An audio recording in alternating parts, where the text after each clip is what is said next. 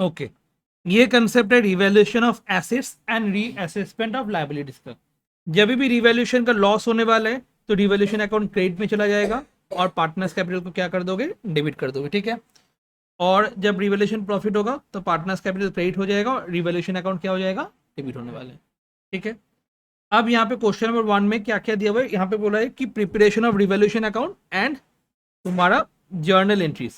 तो revaluation account तो आराम से बन जाएगा, जर्नल एंट्रीज भी उससे हो जाएगा। क्या बोला है एक बार अच्छे से देखो, value of investment is to be increase by 16,500। Increase हो गया वैल्यू ऑफ इन्वेस्टमेंट, क्या होने वाला है, क्रेडिट साइड में आने वाला है, तो by investment 16,500, very good. Next one क्या बोल रहा है, liability for workman compensation reserve 6,000 would be created. मेरे को लायबिलिटीज क्रिएट करना है तो कहाँ पे हो जाएगा, डेबिट साइड में आ जाएगा। तो टू वर्कमैन कंपेंसेशन क्लेम 6,000, ठीक है। फिर क्या बोल रहा है, मेशनरी बुक वैल्यू था 1,40,000 रिड्यूस्ड बाई 10%। क्या होने वाला है, 2 में होने वाला है, बिकॉज मशीनरी वैल्यू अगर रिड्यूस हो जाता है मेरा लॉस हो जाता है, तो 2 मशीनरी हो जाएगा 10%। उसके बाद आप bills of exchange, 3,000 discounted from the bank was dishonoured but entry was not passed. एक बिल्स ऑफ एक्सचेंज था, वो क्या हो गया था, डिसऑनर्ड हो गया था एंड उसके लिए कोई भी एंट्री नहीं पास किया गया था। Book value of debtors 27,000, book value before 27,000 and the provision for doubtful debt 5% to be made on debtors. क्या बोल रहे हैं अच्छे से यहाँ पे एक बार पढ़ो। फर्स्ट क्या बोल रहे हैं कि एक बिल्स ऑफ एक्सचेंज था वो डिसऑनर्ड हो चुका है, ठीक है। बिल्स ऑफ एक्सचेंज क्या होता है पहले ये बताओ, किसी को आइडिया बिल्स ऑफ एक्सचेंज क्या होता है। बिल, बिल होता है कि इंस्ट्रूमेंट, जैसे चेक होता है, कैश होता है, बिल भी क्या होता है, एक इंस्ट्रूमेंट होता है। वो हम लोग क्या करते हैं, किसी इंसान को देते हैं कि अच्छा मैं बाद में पैसा पेमेंट कर दूंगा, मैं बाद में पैसा पेमेंट कर दूंगा। तो जब पैसा पेमेंट कर दूंगा बोले थे, ठीक है, उस टाइम में वो बिल अपने पास रख देगा और वो बिल जाके ड्यू डेट में या फिर मैच्योरिटी डेट में वो बैंक में लेके जाएगा और बैंक उसको पैसा दे देगा उसके बिहाफ पे, ठीक है। मैं पहले भी जा सकता हूँ, जाके ये इनकैश करवा सकता हूँ। वो भी सेम चीज किया है कि बिफोर ड्यू डेट वो क्या कर लिया, डिस्काउंटेड कर लिया। क्या कर लिया जल्दी बताओ, डिस्काउंटेड कर लिया। डिस्काउंटेड कर लिया मतलब वो पहले ही बैंक पे गया और बैंक से पैसा विथड्रॉ कर लिया। अब वही वाला बिल क्या हो गया, डिसऑनर्ड हो गया। वही वाला बिल क्या हो गया, डिसऑनर्ड हो गया। अब डिसऑनर्ड हो गया तो मैं किसको पकड़ूंगा, जो इंसान मेरे को दिया था, यस और नो। मतलब मेरे को कौन देगा बिल, मेरा डेटर्स, मतलब जिसको मैं क्रेडिट में सेल किया था वो सामने वाला मेरे को बिल देगा ना। तो मैं किसको पकड़ूंगा, डेटर्स को पकड़ने वाला हूँ। डेटर्स था कितना पहले, बिफोर डिसऑनर डेटर्स था कितना, 27,000। अभी डेटर्स हो गया कितना, 30,000। क्यों, सपोज शाइनी एक डेटर्स थी, ठीक है, 27,000 उससे लेना था, ठीक है। और एक डेटर्स थी रुद्रो, जिससे मेरे को 3,000 रुपीज लेना था। तो मेरे को पता था 27,000 डेटर्स से और 3,000 डेटर्स वाला बिल मेरे पास आ गया, तो हो गया। अब ये वाला डेटर्स जो मिलना था पैसा, ये मेरे को पैसा नहीं दिया, तो डेटर्स अभी कितना हो जाएगा, 27 प्लस 3,000। पैसा नहीं मिला ना मेरे को, तो 30,000 डेटर्स हो जाएगा। अब डेटर्स कितना हो गया, 30,000 पहले डेटर्स हो गया। उसके बाद प्रोविजन कितना क्रिएट करना है उसमें, 5%। तो 30,000 का 5% कितना होता है, 1,500। तो ये 1,500 कहाँ पे हो जाएगा, to provision for doubtful debt 1,500। कैसे हुआ, डेटा था तुम्हारा 27,000 प्लस 3,000 तुम्हारा जो डिसऑनर्ड हो गया, तो टोटल हो गया तुम्हारा 30,000। तो प्रोविजन कितना होने वाला है, 30,000 के ऊपर 5% होने वाला है, दैट इज 1,500। क्लियर हुआ कि नहीं, ठीक है।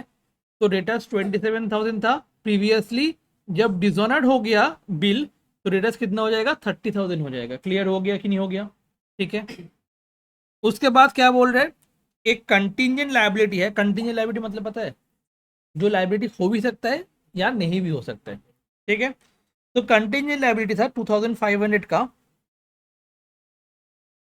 Due to claim damages shown in the books as footnote is payable now.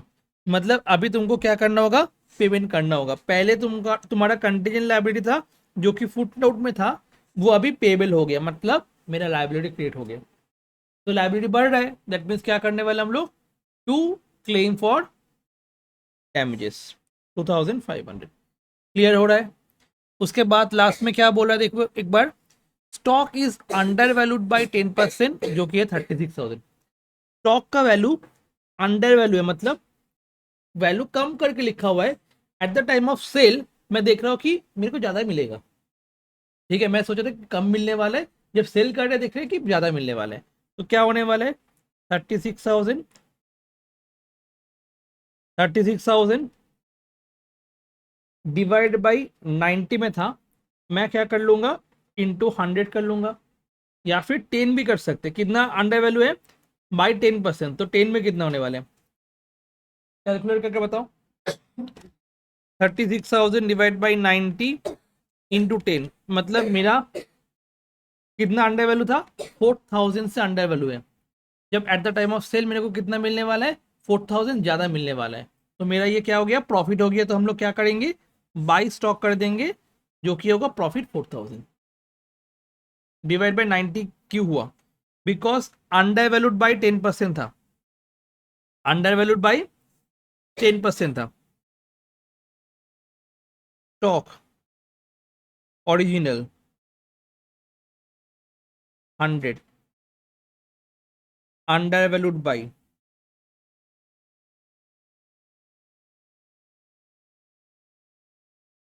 10%। ठीक है, और अंडर वैल्यूड अमाउंट कितना है,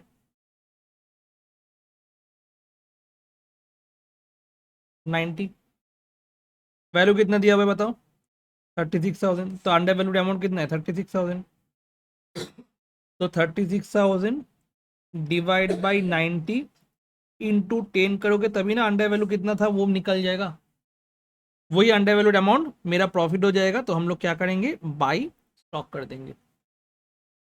90 क्यों हुआ, बिकॉज अंडर वैल्यूड बाई 10% था, मतलब अभी वैल्यू कितना है उसका, 90।